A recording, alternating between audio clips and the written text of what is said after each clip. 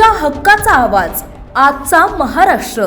पुणे जिल्ह्याच्या दौंड तालुक्यातील केळगाव प्राथमिक आरोग्य केंद्रात कुटुंब नियोजन शस्त्रक्रिया करताना पोटात रक्तस्रावाहून महिलेचा मृत्यू झाल्याची धक्कादायक घटना उघडकीस आली आहे। केळगाव प्राथमिक आरोग्य केंद्रात कुटुंब नियोजन शस्त्रक्रिया शिबिर होते। शस्त्रक्रिया झाल्यानंतर संबंधित महिलेच्या पोटात रक्तस्राव सुरू झाल्याने त्यांचा रक्तदाब कमी झाला। त्यामुळे तेथील वैद्यकीय अधिकारी यांनी या महिलेला ससून रुग्णालयात उपचारासाठी नेले असता त्या ठिकाणी उपचारापूर्वीच महिलेचा मृत्यू झाल्याचं डॉक्टरांनी सांगितले।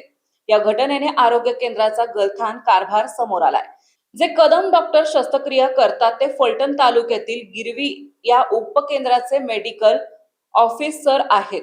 हे एक सीझरचे 2000 रुपये घेतात। शासकीय रुग्णालयात कुठलीही फी आकारली जात नसताना देखील हे डॉक्टर पैसे घेऊन ऑपरेशन करतात।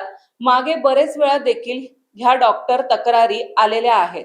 एका वेळी 50 ऑपरेशन करतात। फलटण तालुक्यातील तालुका वैद्यकीय अधिकारी यांनी कुठलीही कल्पना न देता हे परस्पर करतात। आजचा महाराष्ट्रासाठी परशुराम निखळे, दौंड।